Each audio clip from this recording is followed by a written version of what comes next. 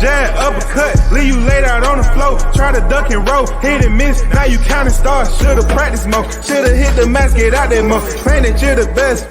You gotta show me, son. Actions over words, baby boy. Is you real or what? Talking way too much, world come. Back sports, talking way too much, world come. Back sports, talking way too much, world come. Back sports,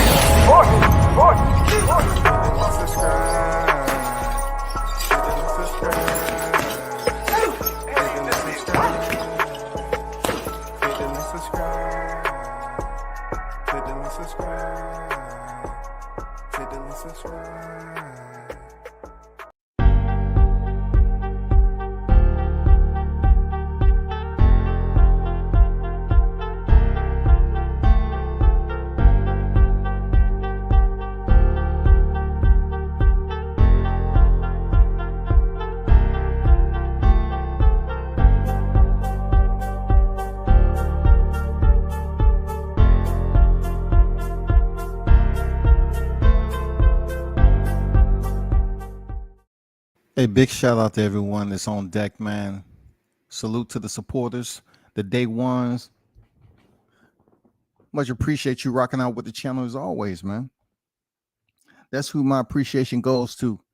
You know what I'm saying? The ones who support the channel, interact, and understand that you're not getting fake news over here at WCS. Salute. And you much appreciate it. Of course, today, like many others that I've have pretty much blessed the mic with, we got some hot topics. You know what I'm saying? We got some conversational pieces. We have some dialogues.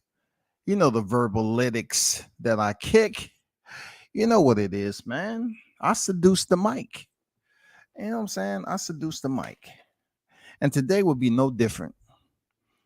We have some topics that we need to speak on. This is World Combat Sports. Boxing and MMA EP 151. It's still a hot grease summer. It's still a hot grease summer. I wanted to first give a shout out to Shanews for making history the other day. Now, there's going to be a lot of people that believe it's frivolous is what I'm talking about. I'm showing biasness. And then I tell them same people to mind their business and pay attention to the group of bias that they, bathed in every day on YouTube. But I got to give him his props. It was good for the YouTube community. Shout out to Bernie the Boxer. He was able to get Bernie on his show for a second time. And having Bernie on deck, who is a close team member to the pound for pound best fighter, he showed. He made an appearance, y'all. This is rare. Terrence Crawford made an appearance. He made an appearance. Also, so cold. Steve Nelson showed up on the scene and blessed the visual to the boxing fans. That's huge, man. That was epic. That was a rare sighting.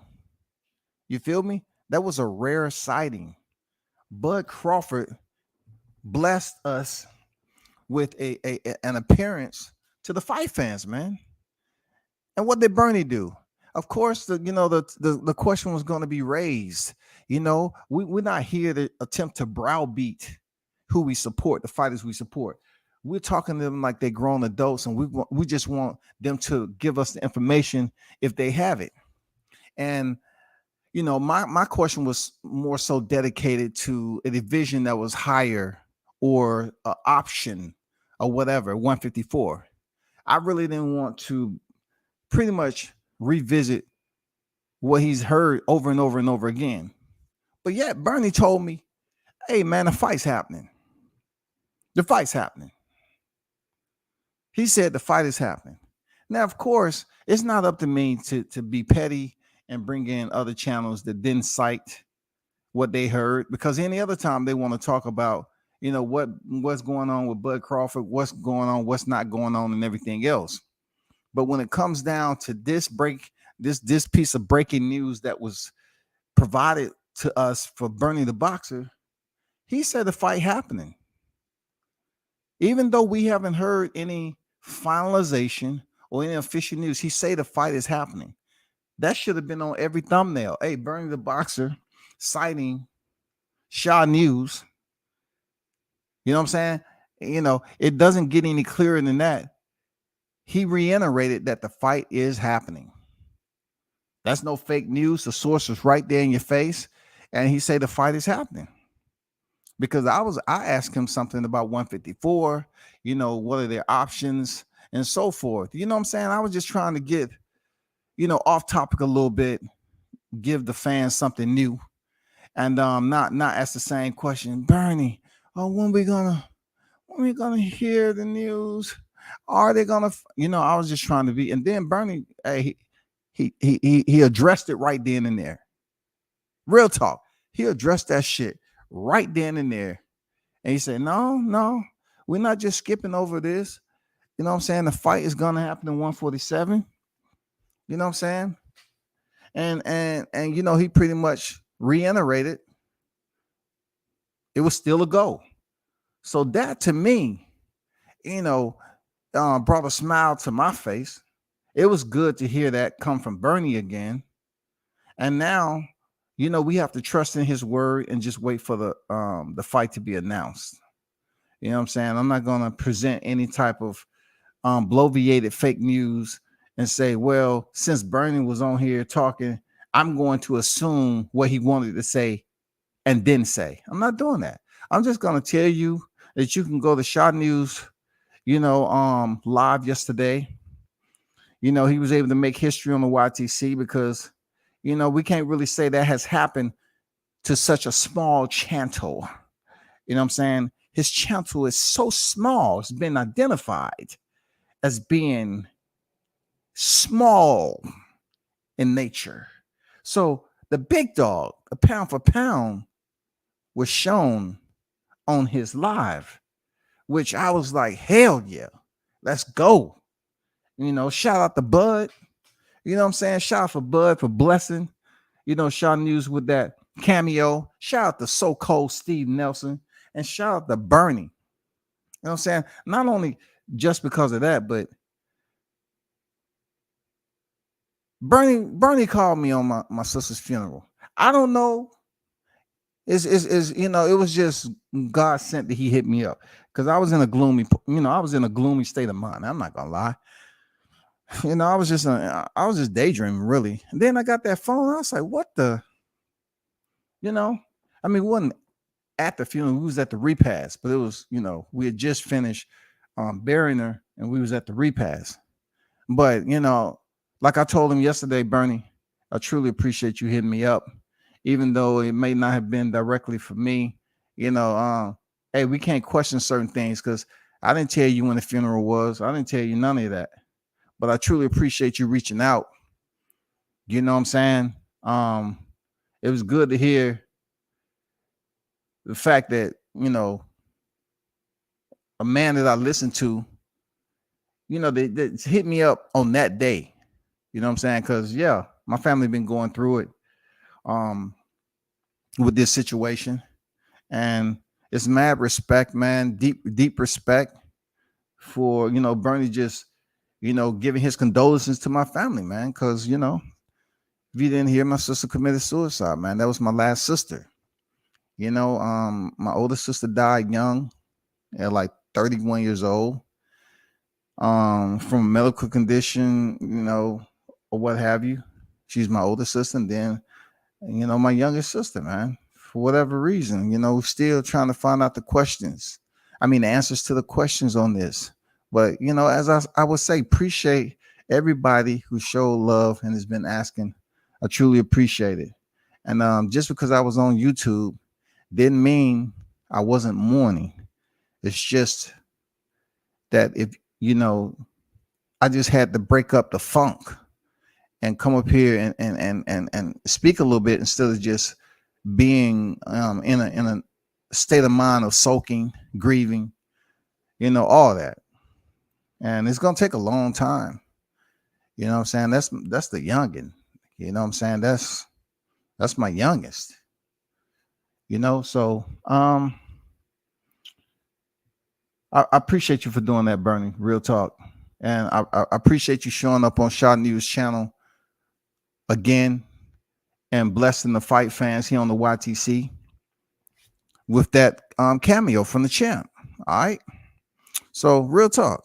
Good shit. Real talk. Let's get to it. Hey, Mr. Pass on deck. Salute to you. Max on deck. ATL to the world. You already know what it is from the dirty, dirty, dirty. You already know what it is, man. So let's get down to Deontay Wilder. You know why I'm speaking about Deontay? Because he's back in the news, and he's about to come back in October and return to Brooklyn.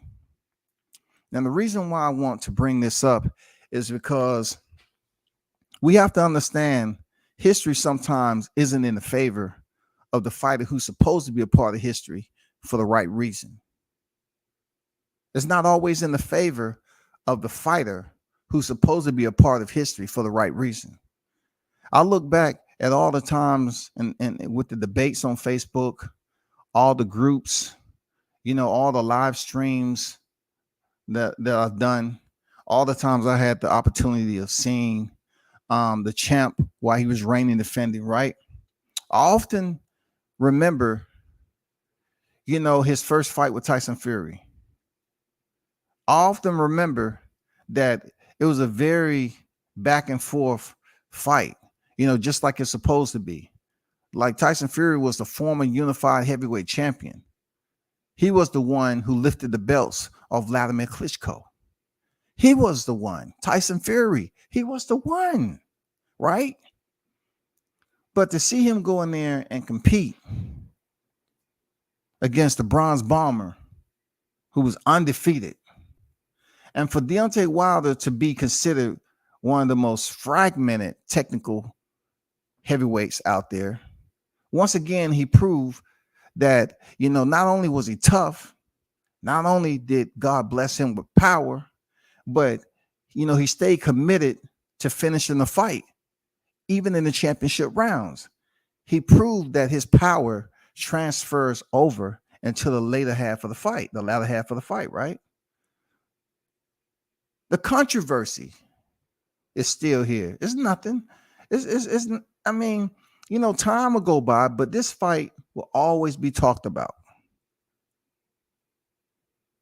The third fight too was a long count, but this fight right here, Deontay Wilder versus Tyson Fury 1, was a part of history where, in my view of the fight, he should have earned that victory, because clearly Tyson Fury was knocked out in the 12th round. It's no question if he was knocked out. It's no question. He was indeed knocked out. The question is, will we ever truly accept? I'm talking about the hardcore fight fans. Will we truly accept Jack Reese's answer to why he did what he did? Will we truly clearly understand if Jack Reese was being fair? Was he being an honorable referee when he allowed Tyson Fury to not be counted out and to pretty much influence the outcome of a fight that should have been in the favor of Deontay Wilder? Now, just think about that. Tyson Fury didn't have any belts, okay? He didn't have any belts when he stepped in the ring versus Deontay Wilder the first bout. He didn't have any belts. What he did was go in there to challenge for Deontay Wilder's WBC title. That's what he chose to do. That's what Deontay Wilder allowed him to do. Being that the fight was back and forth, it was entertaining, but nothing can supersede the 12th round. When he landed a 2-punch combination and knocked Tyson Fury out with his eyes closed, it's been fighters that automatically was counted out without any hesitation. You know what I'm saying? Those fighters was counted out, and the fight was awarded to the fighter who administered the knockout. But not in this case. Not in this case. Many of us as hardcore boxing fans will look back at this fight and ask ourselves, how much would have changed the outcome or the outlook of the trilogy? You know what I'm saying? How much would it have changed? You know what I'm saying? If Deontay Wilder would have earned one victory over Tyson Fury, that one victory that he earned in the 12th round by knocking him out. Clearly, we can sit up here and say to ourselves, right? You can say to yourselves without any compunction, you can say with dignity and truth that he should have been counted out. Tyson Fury should have been counted out. Deontay Wilder was robbed in his first fight. Period. He was robbed. Period. I couldn't wait to have the opportunity to speak to Jack Reese about this. And I want to give y'all an understanding that some people refuse to respect. You know, when you have individuals that don't respect the body of work, but yet they want to talk about who and what their standards are comparable to somebody who's out here grinding like many of us is on this YTC, this boxing media and everything else. They need to understand it's gems are gems, man. Diamonds are diamonds. And I think this interview that I was able to have with Jack Reese was a diamond. You know what I'm saying? So I want to kind of take y'all back for a minute and share screen. All right.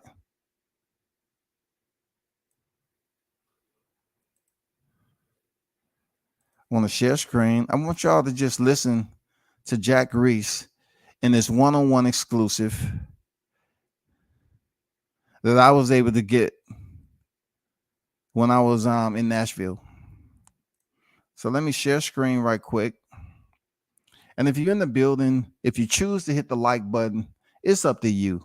I'm not going to sit up here and browbeat and pontificate and say, if you're a grown adult and you haven't hit the like button, okay, cool. You know what I'm saying? If you in here and you hit the like button, so be it. I appreciate you. Salute to you. So let me get to this interview that I did with Jack Reese. All right. I want y'all to just pay attention to his words and just do me a favor. The video is not that long. Just pay attention to what he said in my interview and an article that I'm going to read some of his excerpts that he did with somebody else. All right.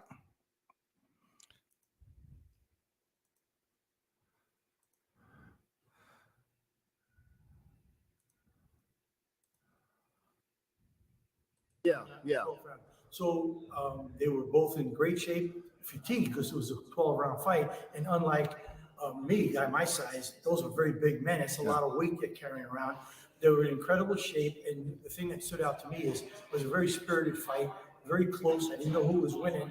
And what really stood out was there wasn't a lot of heavy damage. There was the one knockdown that was more of a balance thing in the 9th round. But other than that, they were landing punches. So right here, you know, Jack Reese is pretty much setting the scene. He's telling you that it wasn't a lot of damage. He is not a boxer. He's a third man in the ring that is there to pretty much control and mediate the tempo of the fight, to make sure the fighters remain safe to a point, right? So he said that, hey, it wasn't that much damage during the fight. Look, these are two heavyweights, right? You know, Tyson Fury coming in at his weight. Hey, he's a big dude. He has his volume of power. You know what I'm saying? His barometer of power. And Deontay Wilder, you know, the hardest hitter in boxing. He had his set of power. But he's trying to inject that, hey, it wasn't a lot of damage. You have to listen to how he's leading up to this. Consistently, but it wasn't head snapping punches where their arms dropped or they were in trouble throughout the fight. So it was more fatigue and normal going 12 rounds of hitting each other than something that was devastating. So I felt they were both in great shape other than fatigue. What had been a talking point on social media surrounding the cloud of controversy was, of course, the 12th round knockdown where Deontay Wilder landed a right hook and then a left. and Tyson Fury went down. At that point, what did you see? Did you see his eyes in the back of his head? Did you see him unconscious? You know, what did you see as a referee? You know, it's interesting that you asked that, because that's some of the stuff that's out there that's totally incorrect. Let me explain. I was 4 to 6 feet away from them in my position when it happened. And when Fury fell, he fell away from me. So I was 5 feet from his feet. So he's barrel chested, and I couldn't see his face. And one of the things that made me not just wave it off was his right leg was up. He was holding his right leg up. If he was unconscious, that leg would have flopped down. You heard that? He said his right leg was up. You heard him.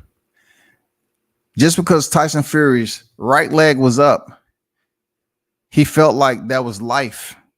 And he was in his, you know, he was in a conscious state to be able to continue because his right leg was up because Fury fell away from him.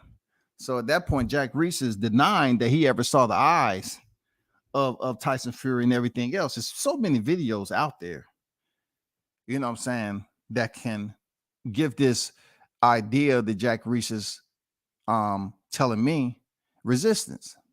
Plus, he's a champion. You always want to count out a champion, and I wasn't sure what I had. So instead of just waving it off, I said, let me see what I got. And when I got to him. That's the whole point. Jack Reese saw what he got. He feels you never should count out a champion. I'm pretty sure we can find champions that have been counted out. Come on, man. We have an archive. We have the boxing annals where we can go up here and pull fights where the champion has been counted out. They was counted out. And champions who was conscious and was counted out. Not to mention, every champion that lost their belt wasn't just laying unconscious on the mat. Some of them was, some of them wasn't. Some of them actually stood up and they looked at the referee, and the referee was gauging, you know, the clarity of their eyes to see if they was in a stable state, and they deemed them not to be, so they waved the fight off. So Jack Reese feel he shouldn't count a champion out. And this, you know, on this night with Deontay Wilder and Tyson Fury. His eyes were open, he was conscious, and as I was coming to him, his eyes shifted. His head didn't move, nothing moved, but his eyes shifted and looked at me like this. So at that point, I started audibly counting. I picked up the count from the timekeeper before that. She said 1, so I started stepping 2, 3, and then when I saw his eyes open, I started at 4. But I was counting. Yeah. It just wasn't audible because I thought he might be out with his eyes closed anyway. So when I got to 5, his eyes were like this, and then they popped wide open, and he rolled over and got up. He was totally aware where he was. I asked him, "Are you okay?" He said, "Yes." "Do you want to continue?" "Yes." Because I told him in the dressing room, "Beyond, if you get knocked down, I'll give you every chance to continue, but you got to respond to my questions with affirmative answers." I said, "I even want your head to go up and down, and if I'm not totally convinced, I'm going to make you walk to the right and left to demonstrate to me, the crowd, the doctors, the commission, that you are able to intelligently defend yourself." He did that wonderfully. He got a bounce at the step and let it go. So as a referee, looking at a fighter as far as their body being limp or stretched out, that's what you look for. Okay, body language. Okay, for Fury, we never seen him in that spot, really. So did that kind of tell you, doing the knockout, to give him a little bit of time to get himself together, being he never been laid out like that into that fight? No, there was no extra time given. I played it back 100 times since I was accused of a long count. And a knockdown is any time due to a punch or punches that any part of your body other than the soles of your feet touching the canvas. He is right. He's exactly right. Any part other than the soles, right? But of course, Jack Reese allowed Tyson Fury to continue because the right foot, the sole, was still on the canvas, which said that mechanically, his neurological system was still able to send commands to provide him the functionality to hold that right leg up. Baby, it don't get no clearer than that. That's what Jack Reese is insinuating. So if you scrape your glove from a punch, get knocked out, that's a knockdown. Conversely, when no part of your body other than the soles of your feet is touching the ground, you're up. So his glove came off for it, as I was saying 9, it changes from me counting to assessing them. And that's what I did. So there was no extra time at all. Yeah, that was the point. When you look in the fight, it did seem like either you picking up the count a little bit late, Absolutely or not. Tyson Fury getting up and he really wasn't coherent enough to continue the fight.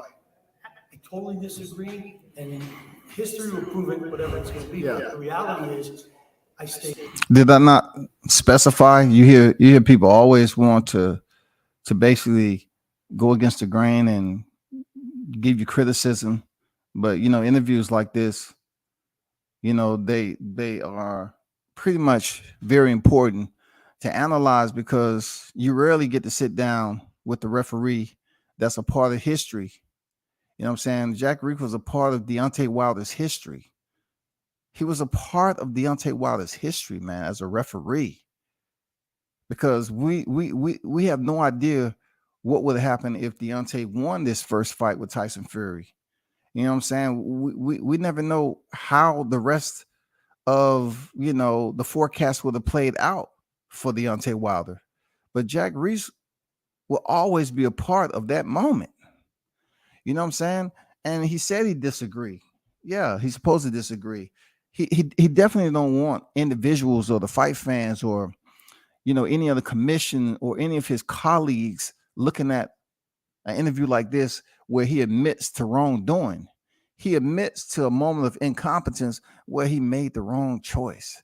He might have had a long count. You know what I'm saying? At this point in time, people just say, "Oh, he got beaten." That's not what I'm talking about. I'm not talking about what happened in the rematch in the third in the trilogy. I'm talking about a moment in history where it all began, where you rarely see heavyweights fighting in trilogies at this day and time. This was the beginning of something special, but it was marred by controversy in the very first fight, when a lot of us feel that Deontay Wilder should have been awarded the knockout.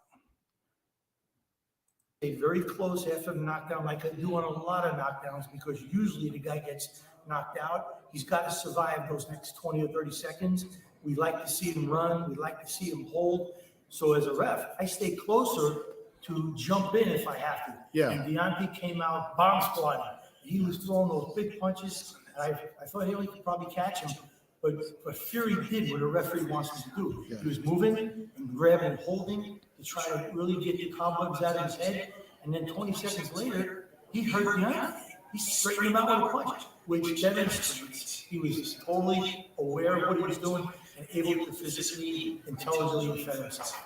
What did you mean exactly by the spirit of the sport? Like, I didn't quite understand. Like, he did it for the spirit of the sport. Can you elaborate? I am so glad you asked me this question. The spirit of the law is what I use. Oh, spirit of the law. Spirit of the rule. You know what it is? Common sense. Here we go, people. This is why this video is so important, because you can pretty much dissect Jack Reese's mindset when it comes to this moment and what he felt. He said common sense. When do you hear referees saying common sense? Common sense is often weighed heavy on the bow, right, of judgment. You know what I'm saying? Of judgment. That's what that is. You know what I'm saying? Common sense is saying, okay, what was your judgment call on this particular decision? Well, it was common sense. You know what I'm saying? It was common sense that this looked bad. I knew it was bad, so I chose to stay away from it. And then you have common sense like Jack Reese. Jack Reese is trying to convince us that his common sense decision was to allow Tyson Fury, who wasn't the champion. Let's clarify that. Tyson Fury wasn't the champion, but his common sense logic is, with all his experience, was his right soul was on the canvas, and to allow Tyson Fury the common sense to be able to finish the fight. The spirit of the law, when it comes to Jack Reese, common sense was, hey, we're not going to repeat what happened to Medrick Taylor in this fight in the last round. We're going to give the spirit of the law. We're going to allow Tyson Fury to be able to have the opportunity to finish the fight. Now, this would have worked out all for the bad if Deontay Wilder could have found just a little window of opportunity to land another punch and knock Tyson Fury down again. What if that punch could have altered Tyson Fury's ability to continue in the sport in general? What if that, Jack Reese will allow him to continue and he was hurt severely and he wasn't able to fight anymore? Then people's attitude about this one moment, it wouldn't be about common sense. You know what I'm saying? Jack Reese wouldn't be talking about no common sense. But since it's such an epic part of history, he feels empowered to say it was a common sense call on his part. He gave Tyson Fury the opportunity. You know what I'm saying? He gave him, per the spirit of the law, the opportunity to finish the fight. And did you catch what he said earlier about a champion? Jack Reese said about a champion. He mentioned about counting a champion out. Who was the challenger and who was the champion? You feel me? Who was the challenger and who was the champion? Just because the first three letters of both of those words are similar, it doesn't make them identical to the definition. Who was the champion and who was the challenger? Who? So when you're talking about looking up for the champion, you know what I'm saying? Allow them the opportunity. It's common sense in all this. Who was the champion? Shouldn't you allow him a logical, common sense decision that he knocked Tyson Fury out? Shouldn't you allow him that? Shouldn't you afford him that respect of the spirit of the law? Because Jack Reese just said it was common sense, y'all. Jack Reese said it was common sense. It was common sense. Common sense isn't so common. Jack Reese said it was common sense, man. So I'll give you an example. When a fighter gets knocked out of the ring, off of the apron, if he's on the apron, that's still part of the ring. Perfect example. Say he's on the apron, and he has 10 seconds, just like when he's in the ring. So say he gets up at 8. This shirt is made for tall guys.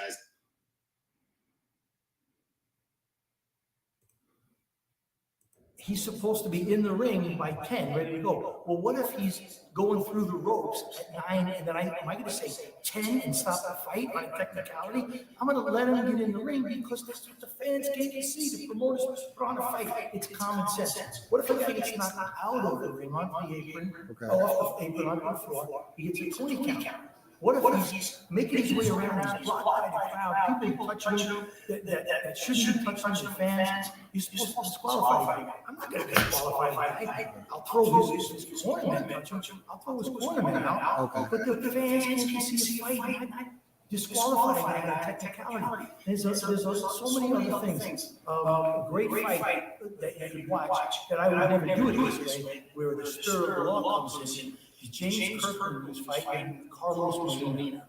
Carlos Molina was beating James Kirkland for a good 10 rounds. Kirkland got a hold of him right at the end of the 10th and dropped him. And it was after the 22nd morning, so the was doing his job. He took his eyes off of the fight itself. He grabbed the stool and grabbed the bucket of water, and the bell rang. So he just climbed into the ring. When he got in the ring, he realized it was a knockdown. The referee got him out. Okay. Finished the round, and then the referee went over to the commission and said, the rule says if the cornerman comes in, I'm supposed to disqualify the fighter. And they did. Is that common sense? Is that the letter of the law? It's like a cop shooting an unarmed person. We all scream about that because he hides behind the letter of the law. And that's only a few cops, not everybody. But it's the same thing in the ring. I'm not going to be one who's on the I can't even say the word. Guys who push the edge. I'm going to do common sense. First of all, that is an atrocious analogy. You know what I'm saying? We're talking about a combat sport. We're not talking about individuals out here serving the community. We're not talking about someone or whoever it is that we don't know that's in a situation where law enforcement has to respond. Absolutely atrocious analogy. Real talk. We shouldn't even be bringing the badges in here for nobody shooting anybody. We're talking about a sport of violence where these fighters are legally licensed to go in there and compete in the sport in the sport of combat as pugilists. We're not talking about going in there with a sword. You just pick your pistol caliber. What you want to shoot with a 22 today? You want 357, but you want a shotty? What are you doing? Has absolutely nothing to do with firearms. Oh, okay. And I go by the spirit of the law. All right. Meaning, I'm not going to disqualify a fighter. If Analogies. I just want to know, in the spirit of the law, what did you decide at that moment with Tyson Fury that binds into the spirit of the law and what you're saying? there was in nothing, making that there was decision. nothing of the spirit of the law that had to do with that thing. Okay, I thought after the fight you had mentioned, you was. No, I told everybody in the rules meeting. Oh, And I go by the spirit of the law. all right. Meaning, I'm not going to disqualify a fighter if his corner comes into the ring. I'm going to throw his corner in. Okay. Things like that. I told everybody in the rules meeting, and that got misconstrued by people feeding Deontay stuff that, would anger. And people misinterpret it. Anger because they love controversy. But it has nothing to do with that. Now, I told them both in front of the commission. Jerry Cooney was Randy Gordon was in there.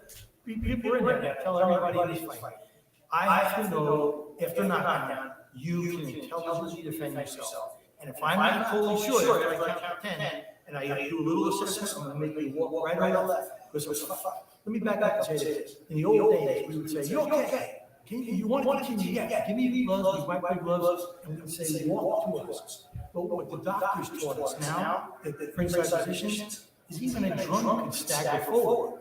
So what a person who's having challenges with his balance can't navigate right and left.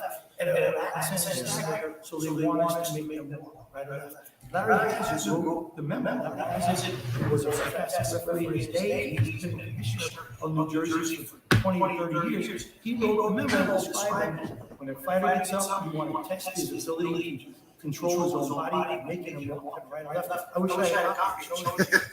Yeah, I would definitely read it. It's always good to get educated on what you all have to go through in the third inning ring, because it is a lot in the heat of battle. It's an awful lot. And I've seen you and Bill Clancy, I don't know how many, several times. Let me ask you about the energy. What was the energy like you had to endure, basically as a referee, a well-known referee, following this fight with Deontay Wilder and Tyson Fury? Because you're not going to be there next week. And I remember you saying that your presence or your name was requested to be in the fight. How has that been for Jack Reese? I'm totally okay with this. Comes with the game. If you look at the NFL, the NHL, Major League Baseball, I've got Once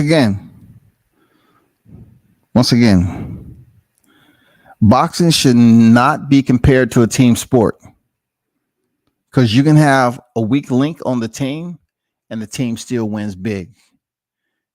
If you're stepping in the ring mano a mano, one-on-one, for a legalized, sanctioned bout, you having 1 versus 1.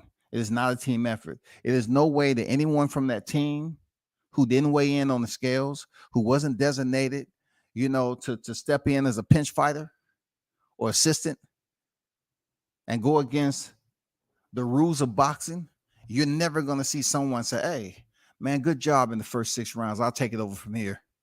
It just doesn't happen. I don't know why people compare boxing to team sports when they're trying to derive an analogy. I don't know, man. You're not setting the stage for anything. You know what I'm saying? You're not setting the stage. Just compare it to a one-on-one type sport. That's the only thing you can do. You just can't, continue to compare the team sports, man. It's out of pocket. videos of managers cursing out of baseball umpires. It comes with the game. I firmly believe when this is all over and in his heart of hearts, Deontay and I are going to be totally cool, and I'm going to tell you why. When that the post-fight meeting happened, the post-fight interviews, someone said to me, "Deontay, did you feel it was a long count or something like that?" And he goes, "Look, I love Jack Reese. He's done many of my fights, and I'll take him on any fight." And then what happens is you get people around you that are like, near you for even stuff in your ear. If it angered them, if it swayed them, I still believe when this is all said and done, me and Deontay have been tight. I've never said a word about it. I think he's unbelievable, outstanding fighter and champion. I've never said a word about it. This is what happens in the heat of battle. This is tennis, man. This is why this sport is so great. You get guys. People come to see the human spirit. And what they saw that night with Tyson Fury was the human spirit. He refused to quit. He got up. And then Deontay wasn't going to quit, so he went with finish. That's why people come see.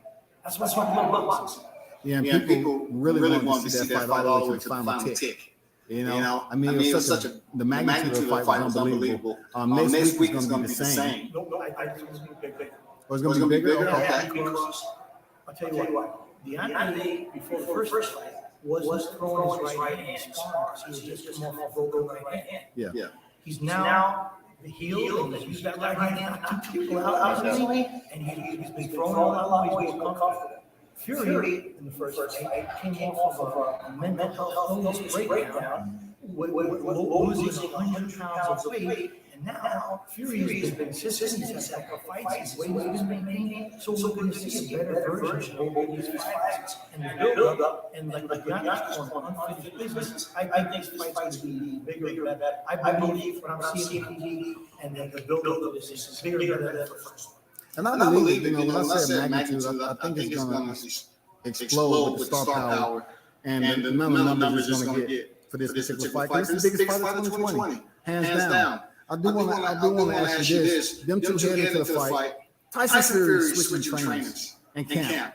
Do you think they actually matter in him switching up? Being he already fought Deontay Wilder, and then he fought Tom Schwartz out of Wallen.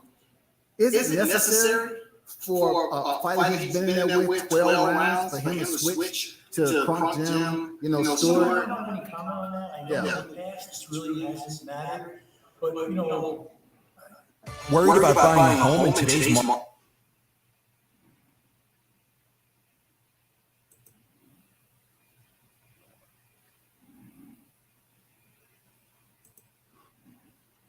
I'm an old guy already. These young guys, but you've been around boxing for a while, so yeah. We're doing an interview on the phone right now. Yeah. So these young guys, they will be trained. What he say doing the interview on the phone?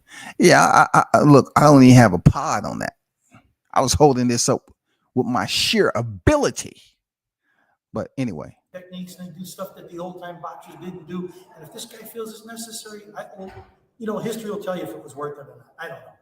But in the past, I don't think it's been really too successful when you change a trainer late in the game. But I don't know. Are you going to be on the card anywhere next week? No, I'm not going to Vegas next week. I'm going to be home watching it on pay-per-view like everybody else. I can't wait to see it. It's going to be a great fight. Well, Jack Reese, it's been a pleasure. Great. Thank you very much. Clarify a lot of stuff. Hey, I just want to clarification. Hey, I truly appreciate it. You stopping in and taking your time out of this fight card in Nashville, Tennessee. I just want to allow that to be shared with you all. My interview with Jack Reese back in the day, so to speak. And be sure to check it out on my YouTube channel, man. There's plenty of videos out there that are nice gems when it comes down to it. Let me get back to the chat. Big Blunts and Boxing on deck with it. Salute, bro. The big homie WCS, salute to you, sir. Hit the like button, y'all. Do that. Do that for sure. Real talk. Appreciate you. Sir Ken, World Combat Sports.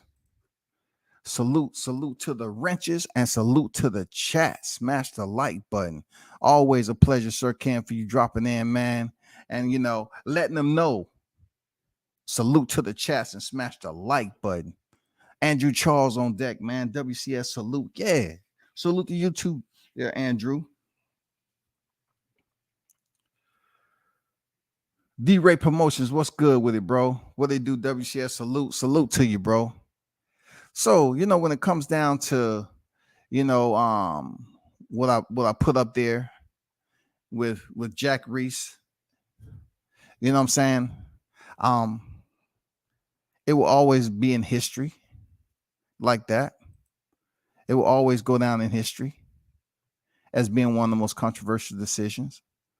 Whether he says for, common sense, the spirit of the law, which I can see if there was other referees emphasizing or reciprocating that moniker, but I just don't hear it. I don't hear it across the board. I don't hear it. It sounds good. It pretty much sounds good, the spirit of the law. But in boxing, people don't talk about the spirit of anything. The influences have always been either the judges or the referees, and sometimes the trainers, when fighters attempt to cheat the sport and come in and go against the rules.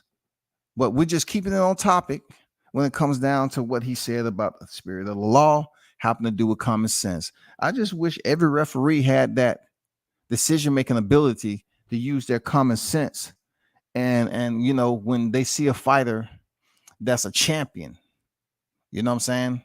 I understand Jack Reese, talking about Tyson Fury, coming back with the mental health, losing 100 pounds. But Deontay Wilder he was a champion that night. When you talk about the spirit, you should have also provided that spirit in his direction, because he should have had the affordability to be treated fair too when he knocked Tyson Fury out. He deserves that opportunity of common sense. The man hit back, landed on the canvas as big as he is, and his head, pretty much bounced, and his eyes was closed. Jack Reese, he did enough to bring that man back to life. Like I said, between him being in the upper room and returning back to reality in real time, somebody helped him out. You know what I'm saying? Hey, Fury, can you lower your shorts right quick? We're just gonna give you a small injection. You're gonna feel a little pinch, but man, this is gonna really help you close out the fight. Real talk. Now I want you to go out there and make us proud, okay? And don't come up here anytime soon. The next time, hey, you're gonna have to fight this man again. You know what I'm saying? Don't come back up here again, because it may be a little bit different. You know what I'm saying? Maybe a little bit different. But right now, we're gonna help you out. We're gonna give you some extra because piss tests already been done. You know what I'm saying? So once you come back to life, Jack Reese, I think he's still on 3 right now. So you're good, Tyson Fury. You're still on 3. As long as you've been up here, he's still on 3. So you're good. You know what I'm saying? But yeah, that's the interview, man. I will always think that Deontay Wilder was robbed. I'm not making excuses for what happened, in the rematch in the trilogy. I just feel like it would have been better in Deontay Wilder's case, as one of the longest reigning champions of this era, to be given an opportunity, you know what I'm saying, to be afforded the right to be the first man to defeat Tyson Fury. He earned it. Even in the trilogy, after coming off one of the worst fights of his career in the rematch in February 2020, he still was able to drop Tyson Fury in the trilogy. Still. But it just would have been that much sweeter, in my opinion, if he would have had 1-0 on Tyson Fury heading into the rematch. If he would have had 1-0. You know what I'm saying? If he just could have had 1-0. That's all I'm saying. That 1-0. He gives Tyson Fury his first loss off a certified, legitimate knockdown in the 12th round. The fight was absolutely climactic, but yet I just feel like the third man in the ring, talking about common sense and the spirit of the law, a lot of us could, redirect that and say we have other words to transcribe that. And they're not pretty words either. You know what I'm saying? And the spirit has nothing to do with it. The law has nothing to do with it. You know what I'm saying? So I'm not angry. I wasn't angry at Jack Reese doing that interview at all. You know what I'm saying? But, he felt that, him and Deontay Wilder being cool, they was going to be cool after this. But Wilder did not want Jack Reese refereeing the rematch. You know what I'm saying? There's a lot of, criticism that was placed on that. Some people didn't want to hear it. They just feel like the fight was a draw. And then others was, who was Deontay Wilder fans felt like he was absolutely robbed of a moment in history. Because if he would have stopped Tyson Fury in that first fight, that would have always been his bragging rights out of the trilogy. Hey, I knocked his ass out first. I beat him first out of the trilogy. You know what I'm saying? I beat him first. I gave him his first loss. But yet Tyson Fury at this point in time can have the bragging rights. He can. He can say he was the first man to defeat Deontay Wilder and dethrone him from a long title reign. Tyson Fury has those bragging rights. No ifs, ands, or buts about it. And though it was embroiled in controversy due to a towel coming in the square, I'm not here to revisit that. I'm not here to provide you, round for round. I'm not here to draft up a murder mystery, a plot, and say this is the way it should have been, this, that, and the other. Was this happen? Was that happen? I'm not here to do that. All thing I wanted to say is I just felt deep down that the situation didn't go Deontay Wilder's way. And it was unacceptable. I didn't think it was absolutely fair at all. I'm not here to whine about it. I just feel like the history could have very well written a different script to the results. That's all. It could have. It could have been that way, man. But you know how it is in the battle space, man. Y'all know how it is, man. In that battle space, you're always going to have that third man in the ring, and they're always going to be able to dictate or influence the results. It's always going to be a moment where you just want the fighters to fight it out. But yet, in between time, the referee inserts itself in the resistance, and they can pretty much slow down the pace. You know what I'm saying? They can pretty much prevent resistance from happening. They can reduce the amount of punishment that a fighter may take. You know what I'm saying? They can get them out of trouble. You can have long counts to allow a fighter to recover. It's so many ways that the third man in the ring can manipulate the results. And we're talking about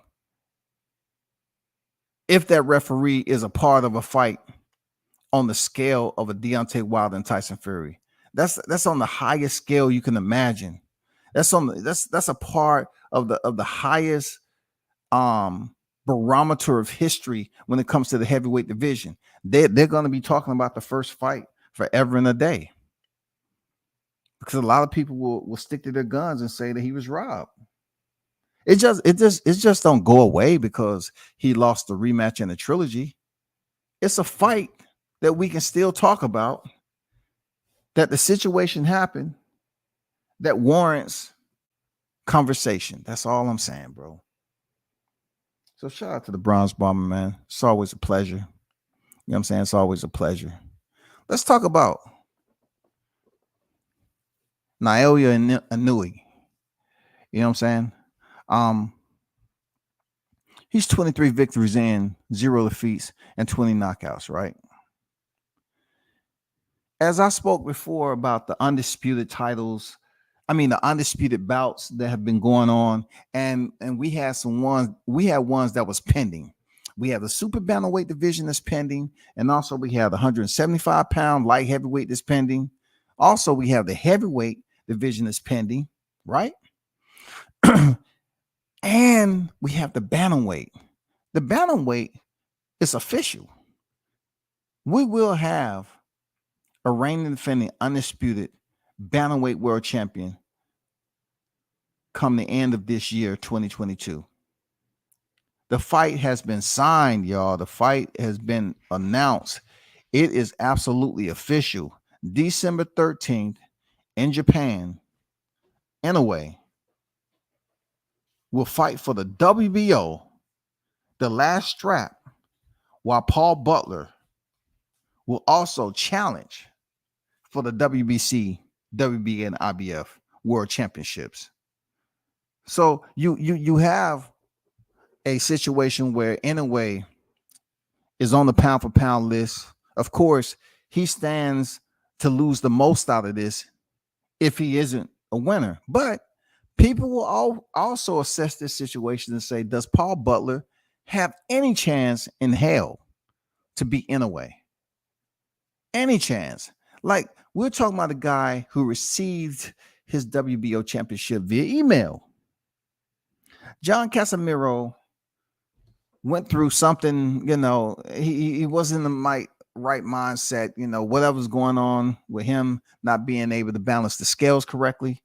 But when it came down to it, the interim champ was elevated, right? We see it all the time. Since he was elevated, this is not in the same reasoning that we should take to say, well, stranger things happen. He might be able to. No, it ain't no might. Now, Paul Butler's, saving grace is that he's only been stopped once. You know what I'm saying? Zolani Tete stopped him in the 8th round. Yeah, the same Zolani Tete who went up there and set history. You know what I'm saying? When he fought, what was that? Sabanizo Ganya. He touched him with a right hook around the guard. He was on the inside, touched him real nice with a right hook on around his guard, and ended up getting a KO 11 seconds into the first round. Sabanizo Ganya, I think that was his name. Yeah. You know what I'm saying? Paul Butler has a little bit of bragging rights. He has a loss via UD, I think against Emmanuel Rodriguez, and he lost to Zolani Tete. So now him being elevated to the WBO Super in the bantamweight division, I just don't see him going in there having a chance to be a problem against Monster. Monster, in my opinion, will make history. I think, if I'm correct, he will become the first in Japan to become undisputed. If that is indeed the case, especially when it comes to boxing. I mean, it's not like Japanese don't have combat sports legends over there. They absolutely do. And shout out to Japan. You know what I'm saying? Genki desu ka? I love the place. But when it comes down to Monster making history, becoming the bantamweight, I believe he's been champion at let me see, Superfly, I think. Let me see, Superfly, Junior Bantam. I'm not for sure. I know it was flyweight, Junior Bantam, and Bantam. He's a 3-weight champion. But this is going to be even more sweeter for Monster because he's already on the pound for pound list. He is ranked up there with the best. Now, there are always room for argument to say how many of those fights has been over here to the U.S. And when you're talking about the lower divisions, does it really matter? He just went back in there and stopped Nonito Donaire in 2 rounds. Does it matter if he's fighting in the U.S.? I mean, who's lined up for that? Seriously, who's lined up for Monster? He's went in there and stopped Maloney. Who is lined up for him in the U.S.? It's not that case, man. It's not that he's been fighting, over there in Japan a lot, and he hasn't faced the stiffer competition. When it comes to the dang lightweights like that, it doesn't fucking matter for him. You know what I'm saying? Yeah, Nonito Donaire had his shining moment. He fought a damn good fight. It was entertaining, but he couldn't reciprocate that into victory the second time around. So We look at it like Nonito had his opportunity with Nordino Bali. He got it done, but yet he couldn't hold on to his WBC defense, when he fought. In a way, in their rematch. It was good. He was able to pick up champion in between their first fight and to go in their second fight as the WBC bantamweight champion. That's great. But Monster was too much for him. He was too much. And he's going to be too much for Paul Butler. The great part about it, Paul Butler gets to be a part of one of the biggest fights of his career. You know what I'm saying? He gets to fight also for the Undisputed. He gets the opportunity to go in there and shock the world, because we're talking about a man, if he goes in here and defeats Inoue, will they put him on the pound for pound list? You know what I'm saying? He's definitely not going in the top 5. But I'm just throwing some scenarios out there. I'm just throwing some enlightening scenarios. Hey, what could possibly happen? Let me get to the chat right quick.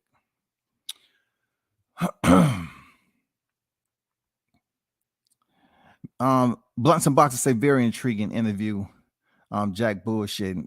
you know what he's saying? You gotta listen to language, man. You have to listen to language. Jack Reese has some twists and turns in there. Shout out to Slugger Sam in the building, man. Salute WCS, salute to the chat. Appreciate you, Slugger. You know what I'm saying? Shout out to Monica on deck. How you feeling? Shout out to Jason. Fury had everything in his favor. Juice Lee, what's good? I want to see Monster versus Cool Boy. We're gonna get to that. Shout out to Shanews, the Sauce Experience, aka Showtime. Shaw in the building. Shout out to you, my brother. You know what I'm saying? Keep shining like a diamond. Salute the Team Tucker, man. Getting ready for their fight coming up. Yes, sir.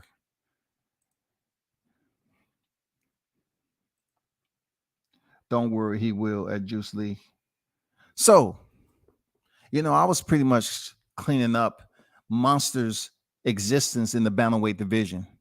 I don't believe Monster Inoue will prolong his stay once he becomes Undisputed in December. I believe he goes in there and he defeats Paul Butler in starching fashion. You know what I'm saying? Decimating fashion. I believe he closes this guy out. And then we have another situation. Okay. We have the super bantamweight division where we have Akhmat Dalayev and Cool Boy Steph. Cool Boy Steph has made it perfectly clear as the WBC World and WBO World Super Bantamweight Champion that he wants to fight the current reigning WBA and IBF Super Bantamweight World Champion. Both of these guys are unified. The same scenario that we had with Jose Ramirez and Josh Taylor. Both fighters have 2 belts. I don't know when and if these fighters will be able to link up and sign the paper and get this fight underway. But one of these individuals from the lower division in Monster Inoue has made it perfectly clear that he wants to move up the super bantamweight. He wants to move up the super bantamweight and challenge. He wouldn't mind facing Cool Boy Steph. And I'm saying to myself, that's a good fight. That's a really good fight. At the end of the day, that is a really good fight for him to move up and call somebody out that's already reigning champion. I think deep down inside, it'll be a tough fight for Inoue. Seriously. Cool Boy Steph has shown that he can box and he can brawl. You know what I'm saying? Like the fight that him and Angelo Leo had, you know what I'm saying? The infighting, punch for punch, head to head, chest to chest. It was crazy pace, dog. It was a crazy pace. I just feel like, a lot of people looking at Inoue like he can't go the distance. He can go the distance, but I feel that the longer he stays in the fight with Cool Boy Steph, the more it would be to his detriment. I believe Cool Boy Steph is a much slicker fighter. It's going to be one of the most problem fights that Monster's ever experienced in his career when he steps in there with Cool Boy Steph. Seriously, I hope it happens. Now, I have to also talk about Akhmat Dalayev, MJ as they call him. Dude looks super big for a super bantamweight. God damn. And he can fight his ass off, man. This dude can fight. He looks strong in that motherfucker too. Akhmat Dalayev, man, looks very strong. Cool Boy Steph is in for a tough fight.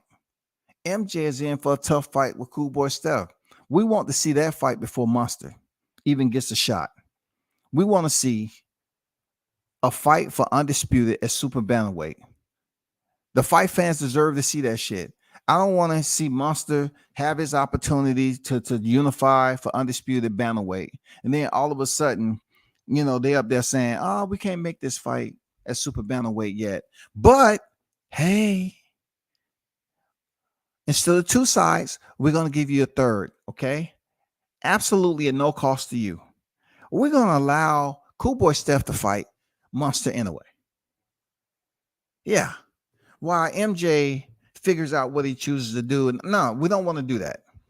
We want the super bantamweight fight. And then, you know what I'm saying? We can have Monster fight the winner of that. If that's how they want to play it out, because we all know the privilege, we all know the jumping of the line. If he comes up undisputed, we all know the privilege that you know that goes along with that credential. Let's not play stupid. So that's how I want to see it play out. I want to see Cool Boy Steph have the opportunity to unify super bantamweight, and then if Monster Inoue want to come up there and challenge the winner, if the powers to be allow that to happen, cool, we'll watch it. I'm cool with that. But I really want to see him fight Akhmat Dalayev. That's all. MJ, whatever. That would be a crazy fight. I want to see that fight before Monster, because we're talking about two unified champions that are currently reigning defending in that division, not Inoue, who somehow gets a pass to come up here and fight one of these fighters because he's on the pound for pound list. I don't want to see that. Seriously, I don't want to see it. I think it's a tough enough fight of the reigning champions that we currently have at super bantamweight for the interest of the fans, for that fight to be made official, and let's see it go down. Seriously, that's what I want to see. No disrespect to Monster Inoue, you doing your damn thing, bro. You know what I'm saying? I know you're going to go in here and shut Paul Butler all the way down. But when it comes to Cool Boy Steph, he definitely deserves the right to fight for the unification, undisputed at super bantamweight. He deserves that shit. He does. He deserves it, man. Why not? Why not, bro? He deserves it. Bailey said, WCS, I'm so sorry to hear about your loss. That really heavy in reference to your sister. I can honestly say I feel some of your pain. I too have lost a sister some time ago. My condolences, bro. I didn't know that, but yeah, I appreciate that, man. I appreciate that. Real talk. Much appreciated. Thank you. You know, it's definitely different all the time. Anytime you lose a loved one. Real talk, man. I don't have to go in deep about it. It's tough, man. Plus, trying to get moms through this. Mom is, much older now, and she's not. No. But thank you. I'm not big into Inoue, but a matchup with Cool Boy would definitely catch my eye. It'll catch a lot of people's eyes, Drew. It surely will. But MJ, who is the unified champion, also would catch it. Man, dude, you seen the physique on this guy? Man, this dude looked like it's no way that he's a super bantamweight, man. He looked like he can pretty much compete at 135, 140 easily. Easily. He gives you that damn Rolly Romero type of physique, man. Like, he looks absolutely big for that division. Rolly Romero is just that. MJ, he looks big for that division. Cool Boy Steph, he looks like he's contending at super bantamweight. He doesn't give you that imposing type aesthetic that you say, damn, old boy, big, man. How did he make 122? You feel me?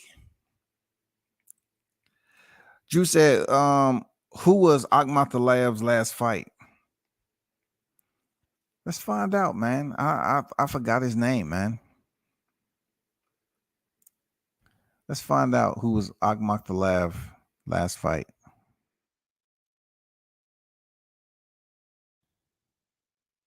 Let's find out. Hey, y'all hit the like button if you're in the building. Y'all hit the like button.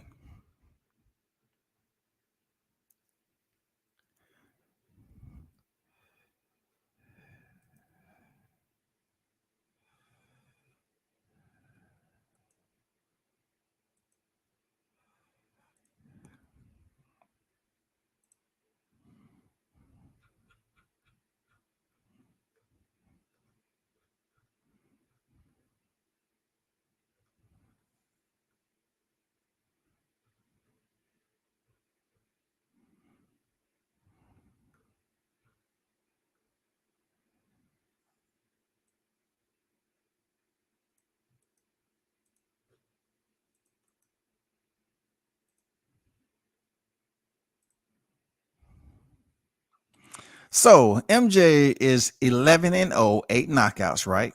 27 years old. His stance southpaw, nationality Uzbekistan, height 5'5.5", reach 68 inches, residence Indio, California, birthplace Uzbekistan.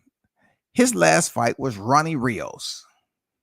Ronnie Rios, at the time he stepped into the square against MJ, was 33 victories, 3 defeats. You know what I'm saying? Rios was down in round 12. You know what I'm saying? We all know that MJ ended up earning the TKO victory in the last round. So, you know, that fight was in June of this year. June of this year. He ended up earning a 12th round stoppage via TKO. So, anyone who watched that fight, it was pretty entertaining, man. But you saw Ronnie Rios. He just didn't have the power to try to get MJ in a predicament where he actually hurt him or earned his respect. It's just MJ was pretty much doing what he wanted to do, man. You know what I'm saying? You know, at times, yeah, it went into the 12th round, which was surprising how tough Rios actually was to go into the 12th round. Good question, though. I know I watched it, but I still can't recall at the moment. Yeah, Ronnie Rios, man. Ronnie Rios. So look at it this way, man. It's some fights out here definitely that's going to pique our interest in the light of the divisions. As I mentioned before about, you know, still having the welterweight division, you know, Bernie the Boxer said the fight is going to happen. So being that we've witnessed the 140-pound division, 135-pound division, 154-pound division, and 168-pound division all unify around 147. So hopefully we're able to get some type of news or announcement in the upcoming weeks. You know what I'm saying? We want to hope and pray that we're able to get some type of announcement in the upcoming weeks that we're going to finally seal up all the anticipation of Crawford versus Spence. That's what we're hoping. But in the meanwhile, there's two divisions that I mentioned. This 118-pound bantamweight division, super bantamweight at 122. Both of these divisions may indeed come to that same conclusion. We know December we're going to get the bantamweight division, but we have no news as of yet about the super bantamweight. We don't know. We have no news, none whatsoever. And also, not to forget, we do have the 175-pound division. You know, we do understand that Bivol's definitely facing Gilberto Ramirez, aka Zurdo. Zurdo said he's coming back to do it for the Mexicans. You know what I'm saying? He's gonna avenge Canelo Alvarez's loss. You know what I'm saying? He's the man to go in there and do it. So Bivol has a tough task ahead of him. in 175 pounds light heavyweight division to keep his title, to potentially step in there with that monster, Artur Beterbiev. So keep the 175-pound divisions on your calendar. That would be unified probably 2023 roundabout. And then, of course, we're just trying to find out how the board is going to play out when it comes to the heavyweight real estate. What's going to happen in this? Will Oleksandr Usyk just say, you know what? I ain't no punk. I'm going to fight Fury.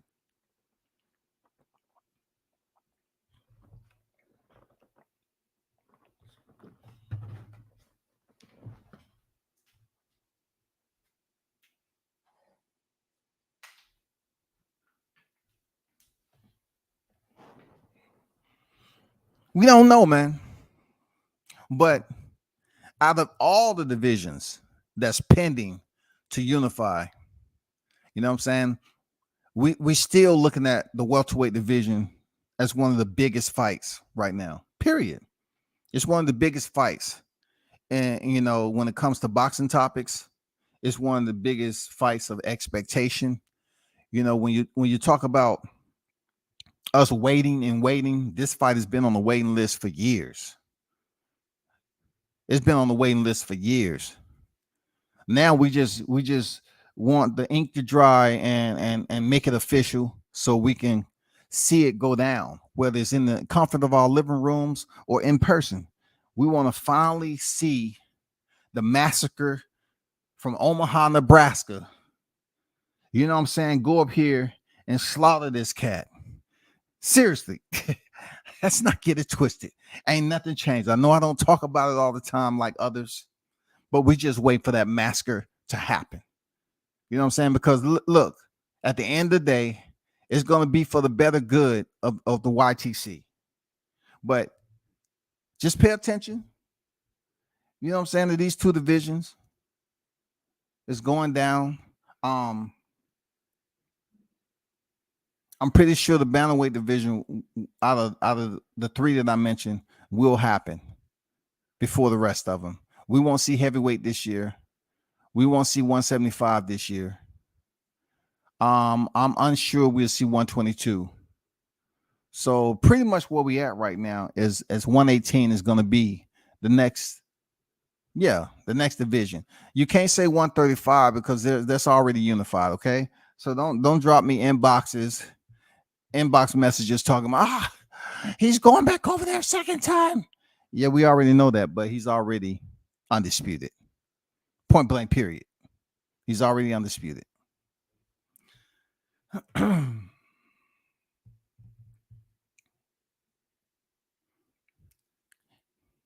Inoue is in line to face the final champion for Undisputed. Is no way that he's gonna run afoul and say, I want to fight Jess Rodriguez. You know what I'm saying? He's definitely going to fight Paul Butler to make history, to be the first undisputed Japanese fighter, I believe. So that makes all the sense in the world for Inoue to fight Paul Butler, who was elevated from the interim champion to the super champion when it comes to the WBO. When John Casemiro wanted to fuck off. You know what I'm saying? So he couldn't balance the scales correctly. You know, that's where we at with it.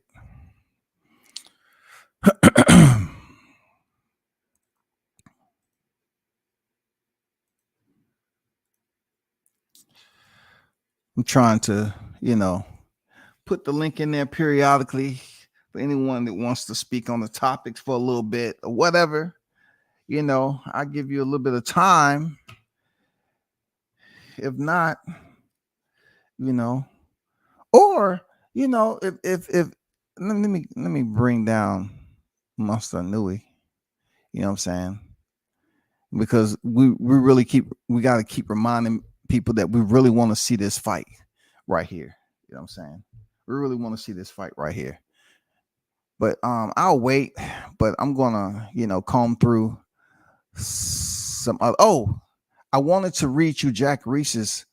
Back in the day, He said, okay, his response, right outside of my video. He said, let me tell you, if that was earlier, heavy damage, and Fury had been hurt, there was a history in the fight that he was really getting knocked around and he fell like that and hit his head, I would have waved it off. But the fight was so close, the magnitude of the fight, a heavyweight championship fight. I've always been taught to count a champion out. You know what I'm saying? Look, I've always been taught to count a champion out. And I want to give him every opportunity. I don't know. Like a lineal? You were still saying he was lineal? Wow. Okay. So I took my time. Not that I stalled the count like these knuckleheads are saying, just patient.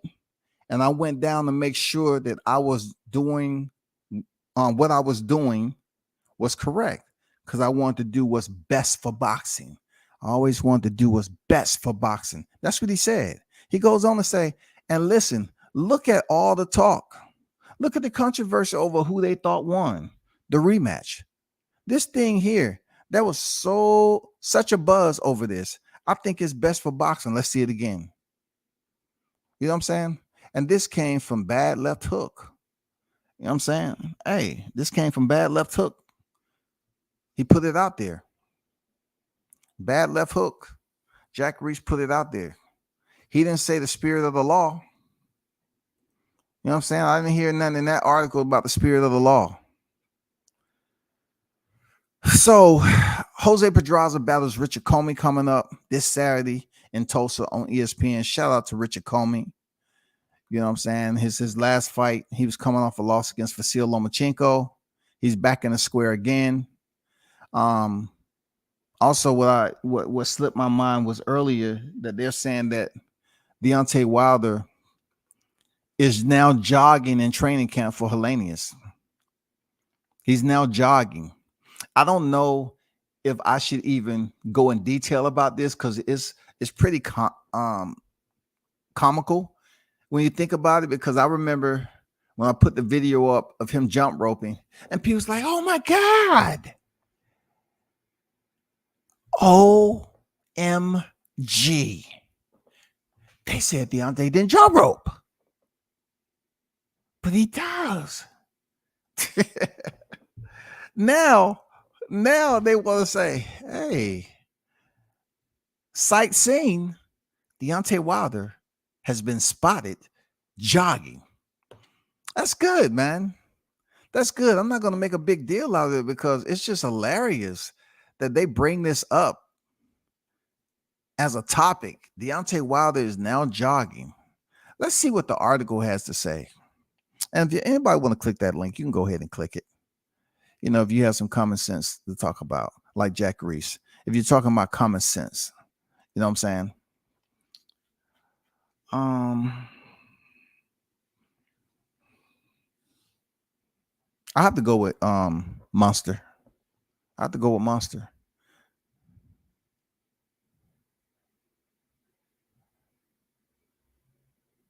I would definitely have to go with Monster. The article that says Deontay Wilder is now jogging in training camp for Hellenius per Boxing News 24, right?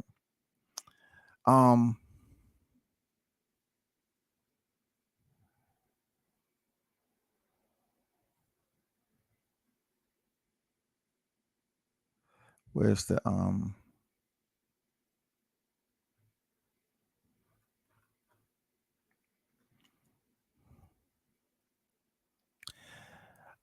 they referenced Floyd Mayweather.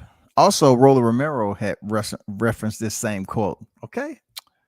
I still remember Rolly referenced this quote when he was being interviewed on the lead up to his fight with Gervonta Davis that he was pulled out of.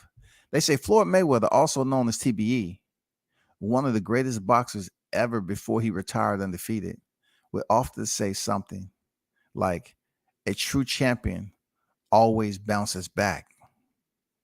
I have always heard that you can always tell the true character of a man by how he gets back up after he is knocked down in life. I would be honest and say I was so pleasantly shocked to hear, okay, that the Bronze Bomber didn't just bounce back, but he was trying to be better than before. If you have been following Wilder's career, you remember that Deontay Wilder always refused to jog. You know, that's interesting. And not surprisingly, because he has such a devastating right hand that most opponents wouldn't last to do the later rounds, where proper conditioning was important for Wilder. I always notice his body language. If his fights lasted into the later rounds, especially in his last fight with Tyson Fury, he became extremely tired right after the second round, in my opinion. Well, to the writer, you should have referenced Johan Duhaupas. Okay, Daniel, was he tired in that fight? Because I think he was the first one to stop Duhaupas. If I'm correct, you know, he stayed on the hunt and they end up stopping the man in the 11th round, I believe. You know, so you want to talk about cardio? That's you're not 100% correct in saying that the fights that lasted until the latter rounds, he seemed to be exhausted, and you compare a more recent fight. You know what I'm saying? You compare a more recent fight, more weight, muscle mass added, and everything else. I mean, come on, man. Just look back at some of his fights, man. Come on now. I know all the people he was freaking, you know, laying down. He was laying them down. But look at the Johan Duhaupas fight, man. You know what I'm saying? Look at how he stayed on the gas. He stayed in the stayed on the hunt, and he stopped that man. He had to have some type of cardio. Seriously.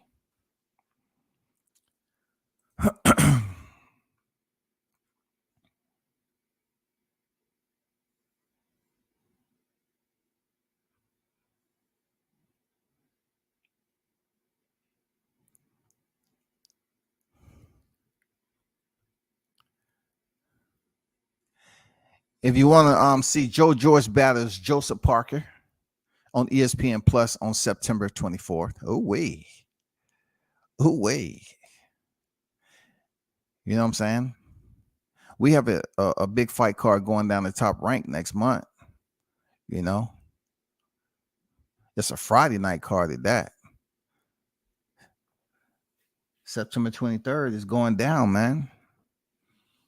You know what I'm saying? Y'all need to check that card out. It's going to be crucial. We got Hobson, Conseil challenging Shakur Stevenson. Hobson, you know, was catapulted back into the limelight because many people believe that he beat Oscar Valdez, especially on the night that Oscar Valdez was embroiled in controversy. You know what I'm saying? So they felt like something wasn't right there. They felt like Hobson did enough to win, and boxing brought him back. I'm just wondering why boxing they can't always be this way. You know what I'm saying? Why can't you always be as forgiving? This is what we need. We need a Hallmark cards like this. Hey, guess what? We just want to let you know that this is a thank you card for putting on a damn good performance, and we want to send you an invite to step back in there and prove yourself. So guess what? He get the challenge Shakur Stevenson, who is the current reigning unified champion at 130 pounds, which is the junior lightweight division. He gets his opportunity to go in there in Shakur Stevenson's backyard and fight one of the best fighters in the sport right now. You know, so let's see how Hobson fares, you know, against one of the hottest fighters in the game right now, Shakur Stevenson. You know what I'm saying? And plus you have Keyshawn Davis on the fight card, on the undercard, on the main card. You have Shushu Carrington. You know what I'm saying? You have the man himself, Jahad Tucker, going there for his 9th professional fight. You know what I'm saying? He's hot, burning up the trails. And also you have Floyd Diaz, Mr. Cashflow himself. He's gonna be on that on the main card. So man, it's gonna be another banger by Top Rank. Y'all need to make sure y'all check that shit out. It's gonna be another banger, man. It's gonna be in Newark, Brick City. So be sure to check that out and support whoever you choose to. You feel me? That's what it's about.